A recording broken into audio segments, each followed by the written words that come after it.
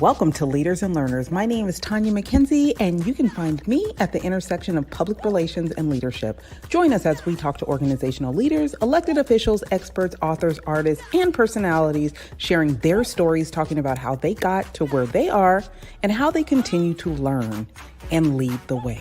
So without further ado, let's get into it. What's up, y'all? Welcome to another edition of Leaders and Learners, where we all know that the best leaders are lifetime learners. And today I have someone that is going to help you learn a little bit about change and adapting and acknowledging and looking for when these pivots need to happen in life.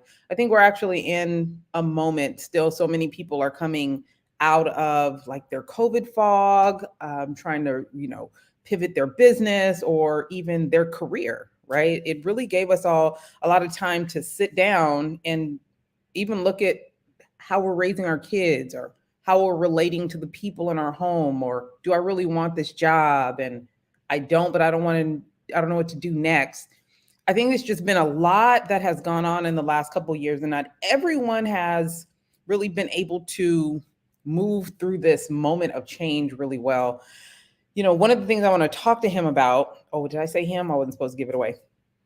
One of the things I want to talk to him about too is how our culture, how Black culture has changed and pivoted over time, because I'm not even sure that that is something that has happened in the right way, and how we can kind of resculpt how we are creating narratives for ourselves and making sure that we're walking into this next stages of life in the right way. So without further ado, I'm going to bring you the man that created the process, Mr. Mark Smith. How are you? Hello, Tanya. I'm well. Thank you for having me today. Awesome. I'm glad you're here. Definitely, you heard I got a lot on my mind, and I heard you are the man to help walk through a lot of that. So give the people a little information about you, how you got started with the process, and what is the process? Great, great. Thank you. Again, thank you for having me here today. It's an honor and a blessing to be here. I got started like everybody, like a lot of, I don't want to say entrepreneurs, but like a lot of people who have stuff. We all have stuff that go on in our lives, right? So it all started back in 2000. I would say really 2018 when the rubber met the road. I was working in the comfort job. You'll hear me say this probably more than once a day. I'll say comfort is a casualty of growth. So I was at a comfortable job as a workforce development, career development trainer for a for-profit school. I was doing my thing. I love teaching. I love getting in front of men and women and talking to them about what to expect in the workforce, helping prepare them for what to do once they got that job opportunity, down to their resume development. And I found myself on the other end of the spectrum, December 8th, a little over, we're in December, right? December 8th, 2018, when I was told by my campus president that our school, who I was working for, they were closing their doors. And Tiny, the most shocking point about it is that they told us we were closing the doors today. It wasn't like had a week, 2 weeks, a month, or anything. It's today. So I had never quit or never lost a job before in my life. I quit jobs. Jobs didn't quit Mark. So I had to really adjust to what I needed to do. And we're talking 2018, so we're talking just 4 short years ago. I'm blessed to have reached the age that I am. I'm just turned 58 years old a few weeks ago. So at that time, 54, in the working world, we all know that age discrimination is real. They see a African American man come in who's well acclaimed, who knows the business, knows how education runs, has sat on boards before. They know that he can come in very opinionated. So the opportunities were going to be limited for me. And it was at that time, my wife and I really had a tough conversation. She was, of course, always supportive, but she said, "Hon, here's the time for you to really take a moment and really do what you want to do. Every time that you get up on or you go talk at a graduation, or you have those men and women inside that training room and you're talking with them, you're motivating them. You're holding your voice away from the masses, from people who truly need to hear what you're talking about. Now's the time to go ahead and release some of the things that you've been jotting down, writing, scribing, posting up on your walls at work every single day. Now's the time to do it. And I said, no guts, no glory. So I started out just a YouTube video, 2018, January 2019. I'm sorry, January 16th, 2019. Just said I'm gonna put a YouTube video out there, and it got good success. And then one thing led to another. One thing led to another. The confidence grew within myself. More opportunities and more doors opened, but it still didn't come without the understanding the fact of what change truly is. And we'll talk about it in deep because I say change is hard at first, messy in the middle, but rewarding at the end. I so appreciate that quote, um, because that messy in the middle can keep people from actually being progressive. They start backtracking. Hmm. My husband calls it hustling backwards. So, Hmm. there's that. Hmm. I think it's Hmm. really cool that you have a wife that supported your ambition and your Hmm. talents, maybe even when you didn't. What did that feel like, and how did that kind of play out in your relationship? It was tough at first. I mean, because I'm a man, and men, there's nothing wrong with you kind of taking a step back sometimes. Because I never not been a provider in my whole life. I have two grown children. I have at this point, I have six. We have six grandchildren. Mm. I've always been there and been the rock for everybody, been the one that everybody leaned to or went to, or as I was always called the fixer. And here was something that I couldn't fix. And it was really, it really sent a shockwave through me. And even the fact of depression setting in because I've always had something to do to keep myself busy. And to know that I'm not getting up, going to work, and not making an impact right then and there, seeing the instant fruits of my labor was debilitating for a period of time. But you know what? That forced stillness, Tanya, was the best medicine that my heavenly Father could have put on me because it made me really regroup and take a pause. Sometimes again, when you get, I think comfort is a casualty of growth. I got comfortable. I got so comfortable in that cushy role of getting up, going to work, and working around those individuals. He needed me to move. So he said, let me stop you right here. Let me get you to refocus, retrain your mind, get hungry again. Quit hustling backwards, as your husband would say. Get ready to start to hustle forward to get to the levels that I called you to be at the very beginning of time.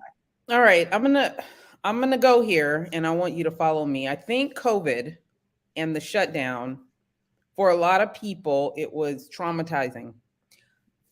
For Black people, I think we have been in situations more often than we talk about where we have found ourselves unsure of the future, trying to figure it out, sitting still, maybe because we didn't have the resources to move forward, resourceful, depending on each other, right?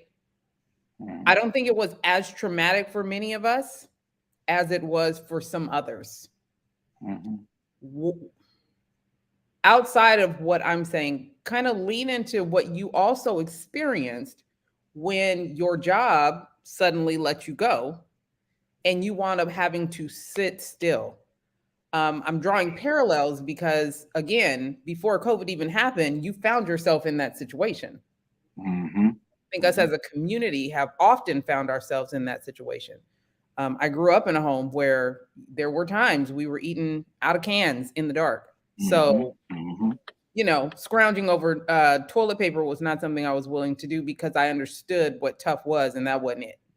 Mhm. Talk to me about those parallels between when your job let you go and you weren't sure about what was next and what we went through over the last couple years. The biggest thing that I would say that I learned, and oh, by the way, one of the things that I do now is I teach workforce development classes in Baltimore, in the city of Baltimore, for men and women who are reentry. There, a lot of them have spent 5, 10, 15, some even 20, 30 years in prison. So I actually dialogue with them every single day, i.e., when COVID was in, I did it virtually and we did it Zoom. Now I do it actually at a facility twice a week. But one of the things that my grandfather used to always tell me, he would say, Mark, I'm going to remind you of something as you grow older.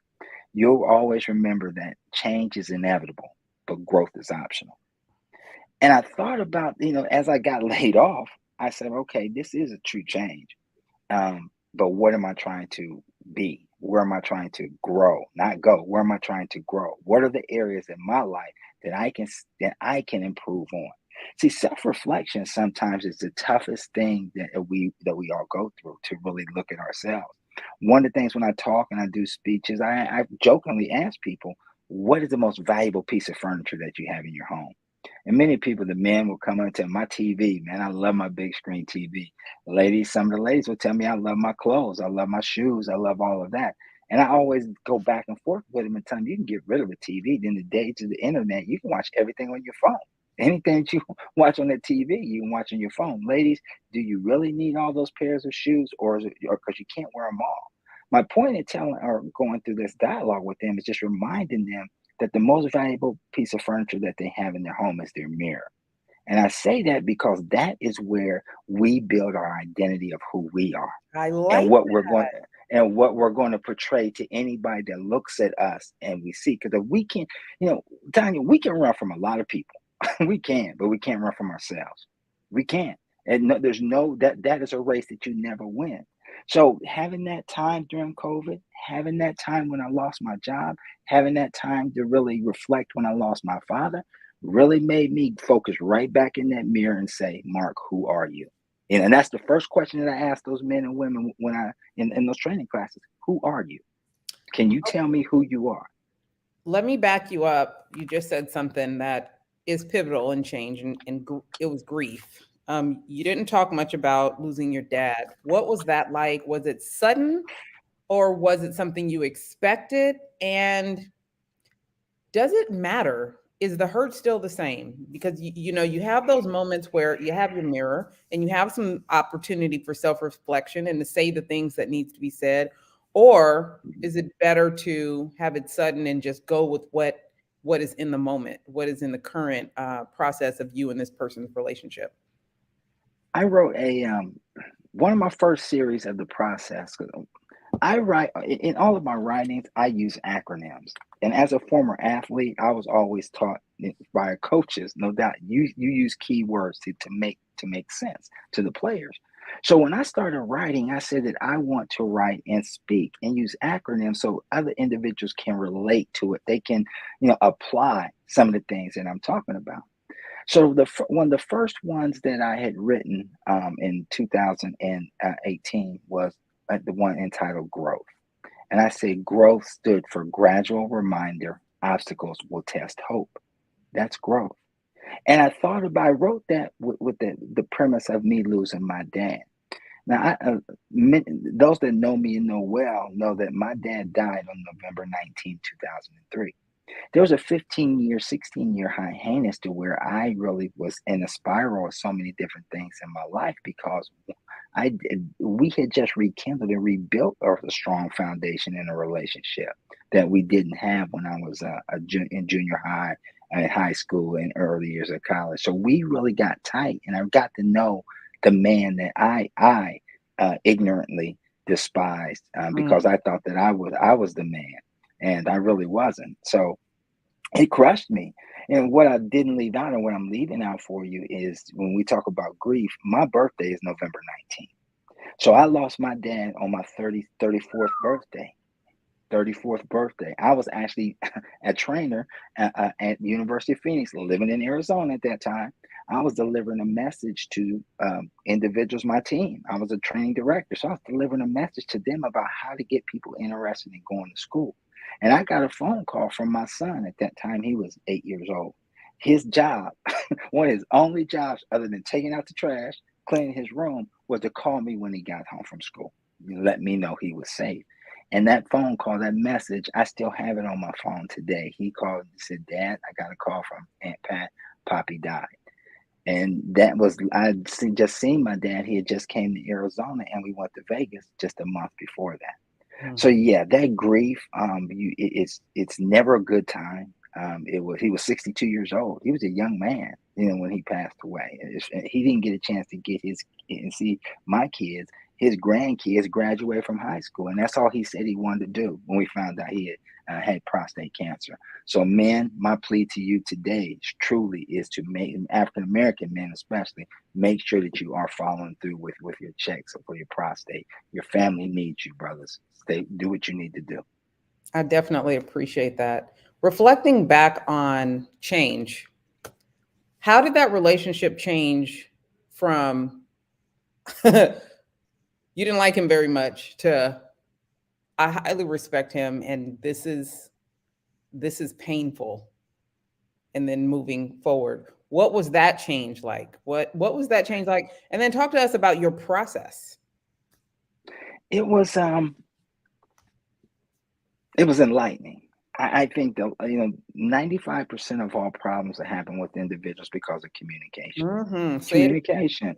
95% of the problems that happen with individuals is communication, either lack thereof, miscommunication, or inferences. So I never got a chance. My father worked for Anheuser-Busch. He worked 7 days a week, 12 hours a day. And as a blessed individual as myself, one, I was blessed to have a roof over my head because there's a lot of children who didn't have a roof in your head. Two, I went to a great school district. But three, I was a knucklehead. I thought I was entitled. Listen to me, young individuals, if you're listening, you're not entitled to anything. You're not entitled. You have a responsibility to respect your parents, and that's something that I did not do. And I go back and think about all the times in which he tried to give me knowledge and wisdom, and I was like, yeah, man, whatever, whatever. I don't need to hear that from you. You're at work. You're not participating in my games. You're not coming to practice. All you're doing is going to work.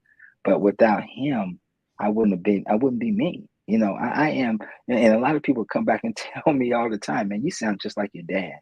And until to this day, I'm so blessed to have had those last few years with him to where I swallow my own pride. Pride is another acronym I said. Please remember, ignorance destroys everything.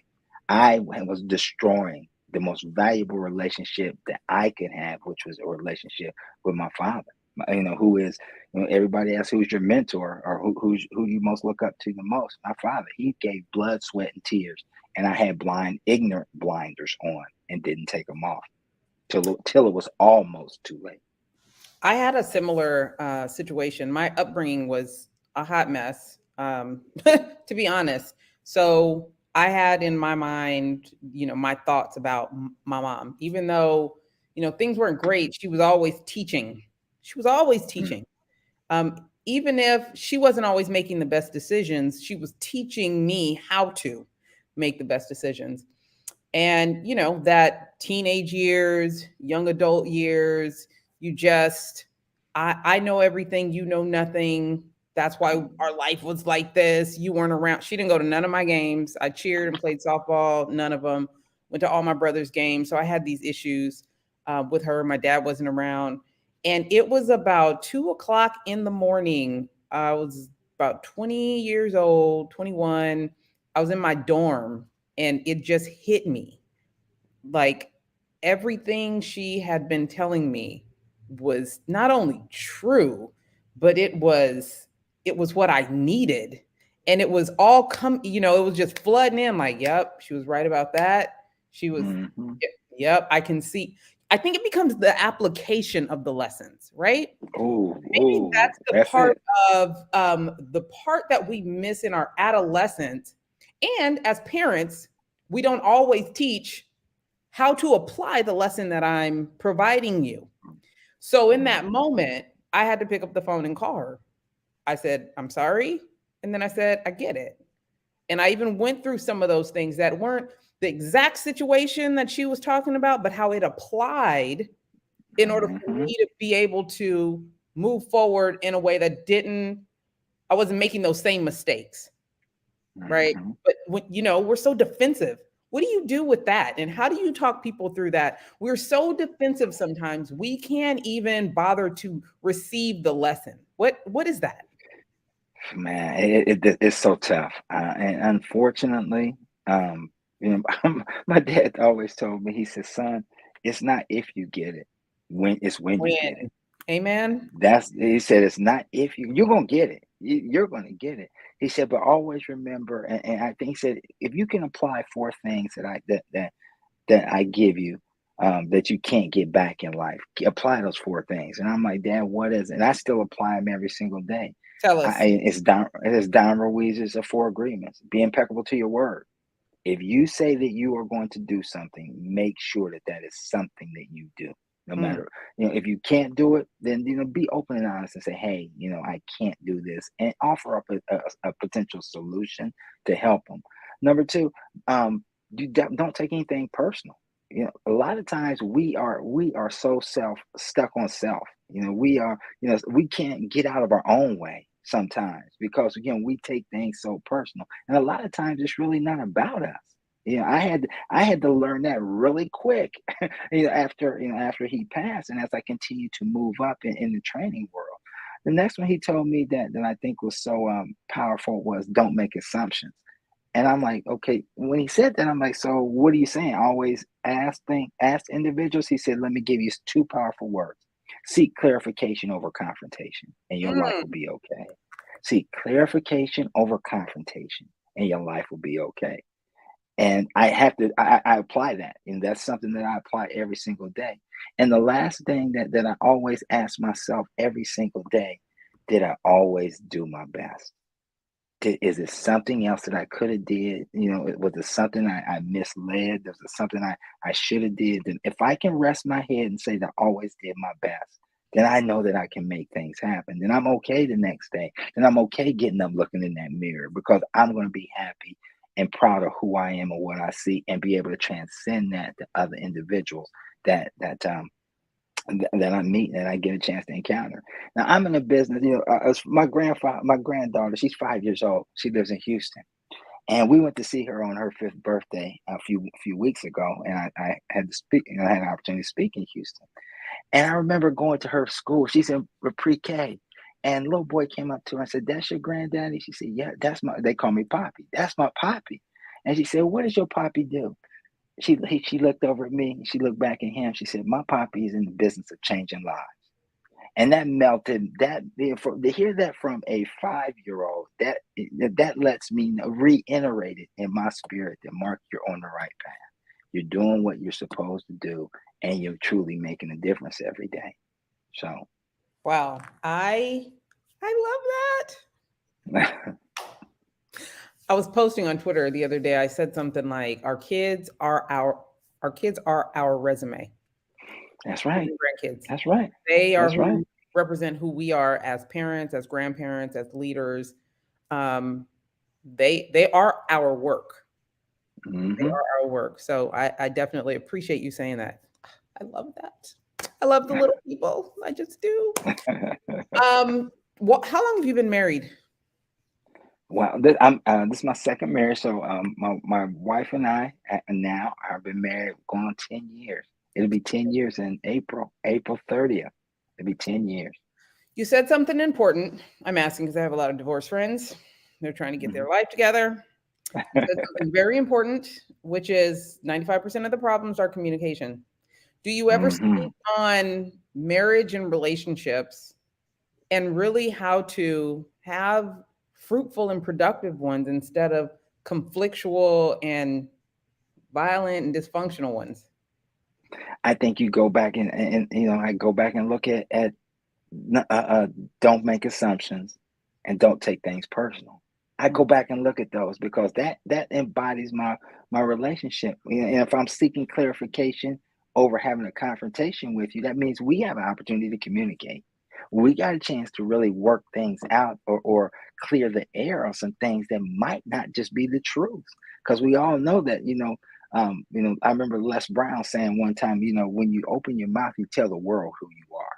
Yes. So if we can't have that conversation and not be able to really meet a mutual agreement, then there's the problem.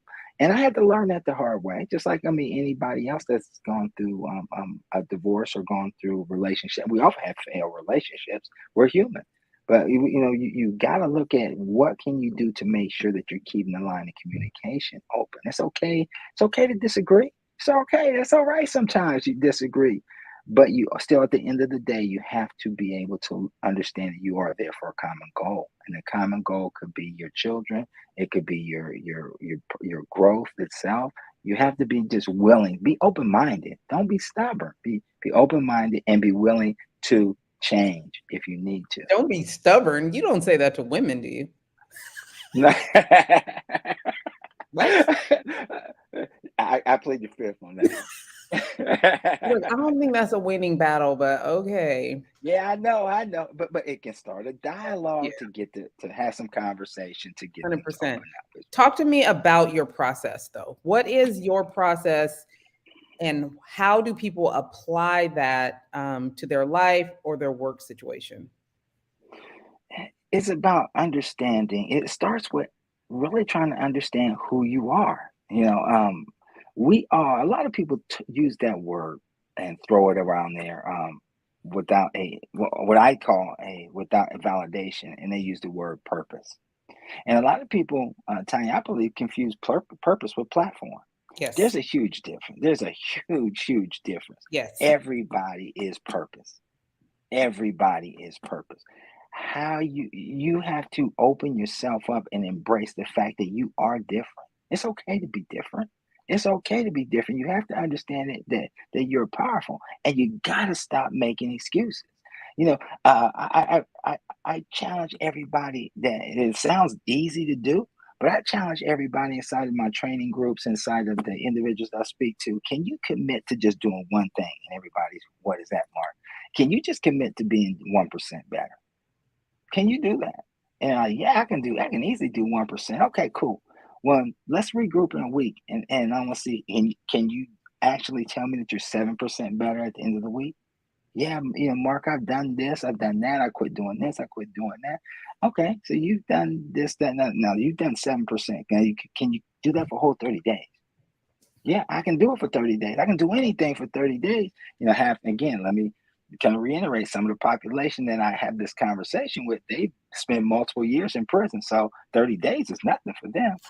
Can you really commit to doing 30 days of it? Yeah, I can do 30 days. Okay. Now, when we revisit this conversation in 30 days, I'm here. I'm gonna give you my contact information. I want you to have a list of everything that you've accomplished in those 30 days. And they run back and look at themselves and say, yeah, I've been able to do this. I re-enrolled in school. I'm pursuing this. I cleaned up my marriage. I'm a great father. I do these things for my kids. I went down and voluntarily paying child support now. I'm getting my life back in order, and I'm 30% better. Great.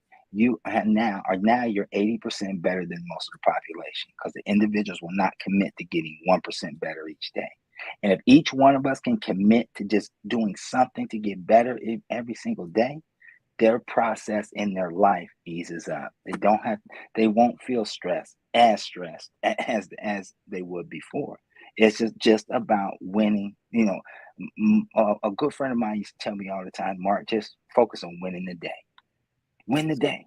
So to all my girlfriends that's trying to get ready for that dress this summer, 30 days off the sugar and more water. Can I get 30?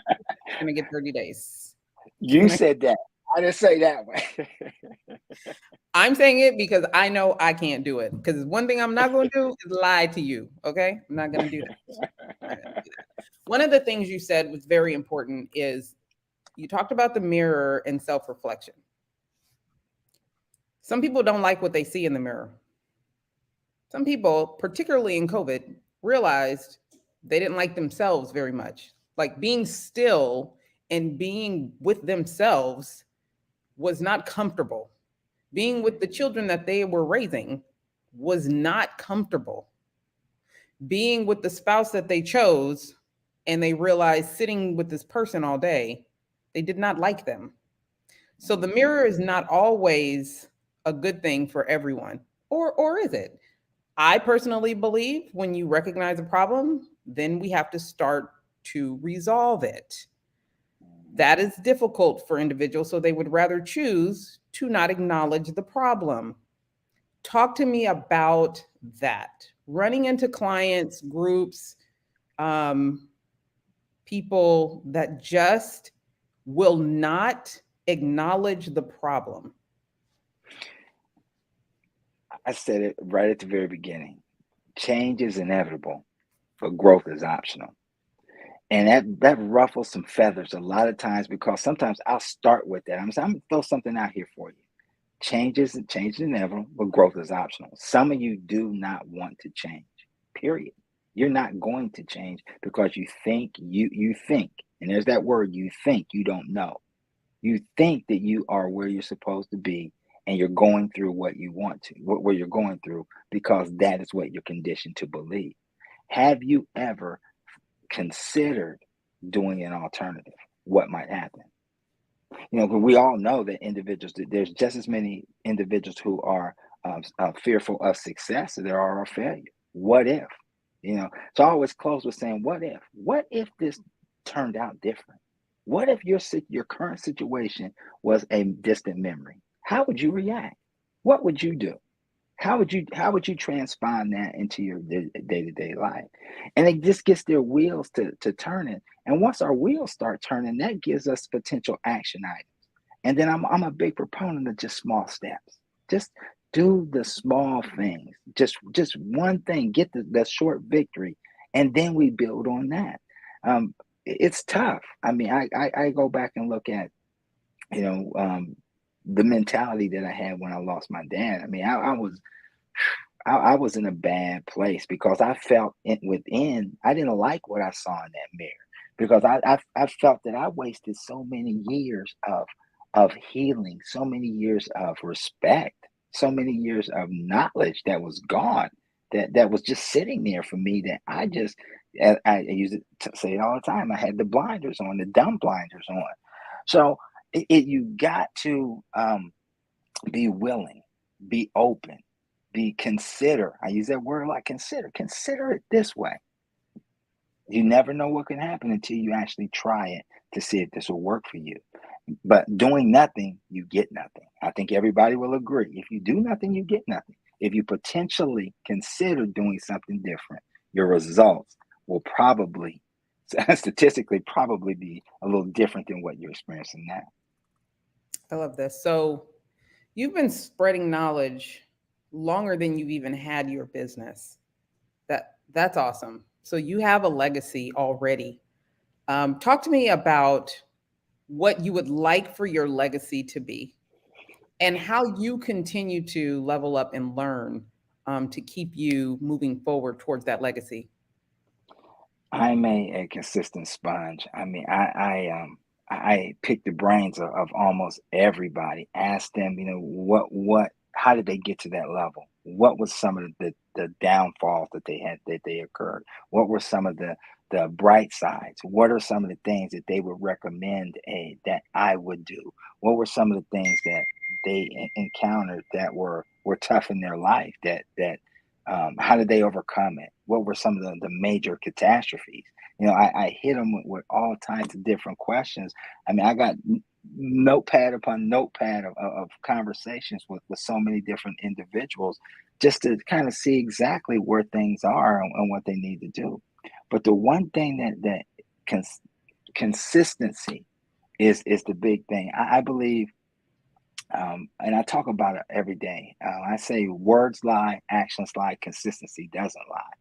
And everybody who I've been around who has been on successful individuals who are moving forward, not hustle as your husbands. I like that, hustle backwards. Mhm. Individuals who are hustling forward and moving forward are consistent, right? They're not taking day. I mean, you have to rest, but they are all consistently thinking about their next move, thinking about their next plan, thinking about making sure that they're no longer doing what I used to do. I'm getting ready to write season 8 of the process, and it's going to be called Chess versus Checkers: Living a Life from Transactional to Transformational.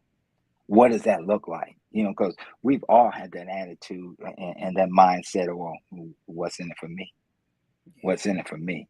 But when we get done, when we realize that we're going to get more out of life and more self fulfillment in life when we're giving knowledge, when we're giving wisdom, when we finally free. I wrote an acronym called FREE, finally releasing everyone's expectation. When we finally get rid of that baggage, that light bag versus that heavy bag. We finally put those things into, as you used the word perfect earlier, application. When you finally put it into application, then things make sense. And once things make sense, man, you just go. I love that. Well, thank you so much for being here today and sharing your process with our audience. Definitely grateful for the introduction. And hopefully, we can keep in touch. Let the people know how they can, find and follow you, get you to come to where they are and talk about the process and help navigate through some change, whether it's an organization, some personal things. It sounds like you are definitely an asset to anyone that brings you in. So let them know how to stay in touch or get in touch with you. Thank you. The easiest way is to, you can email me, and the email is mark at theprocessmarksmith.com. Or you can go to my website, which is theprocessmarksmith.com. There's a link to all my social, at the very top, there's a link to all my social media accounts, whether you're going to find me on Facebook, LinkedIn, or Instagram. And YouTube is on there as well. So I have several YouTube videos that are actually out there, some YouTube shorts for some of my series of writings that I've created. And I'm excited to just went in the studio last Saturday and recorded a TED talk on growth that's going to be aired next year for TEDx Cole Park. So a lot of, I always say legacy changing actions in everything that we do. So I encourage everybody, please connect with me. I love to share information with you. I love the dialogue with you. I want all of us to win. And I want you guys to see his website is down at the bottom. Make sure you visit, you stay connected. Mark, again, I want to thank you. I appreciate this. Please, let's continue this conversation. And when you have something else going on, Mr. TED Talks, keep us posted so I can share it with our audience and, make sure we elevate that message because it's important. Thank you very much. I truly appreciate it. Thank you. All right, y'all, just letting you know, I'm bringing you the good stuff. You have to make the decision to soak it up. It's very relevant, I think, especially right now during the holidays. We're moving into a new year. What does change look like for you? Like, I would really like to hear back and let me know what change looks like for you in the new year. What does change look like in the coming years? What's your long term goals? And do you need help with that process? And it's okay to say you need help. I think one of the things he said his dad taught him was, definitely if you can't, you have an accountability partner or something, but if you can't seem to stick with it for 30 days, ask for help. That's what we're here for. Ask for help because we want to see you succeed. We want to see you excel. We want to see you do great things. I love to share great information. So, you can be like, I was listening to Mark. Oh my God, it changed my whole life. Like that's the kind of stuff we like to share. So don't ever forget, if you need help, ask for it. All right. Well, there's another leader that's continuing to learn. Thank you guys for being here, and we'll see you next time.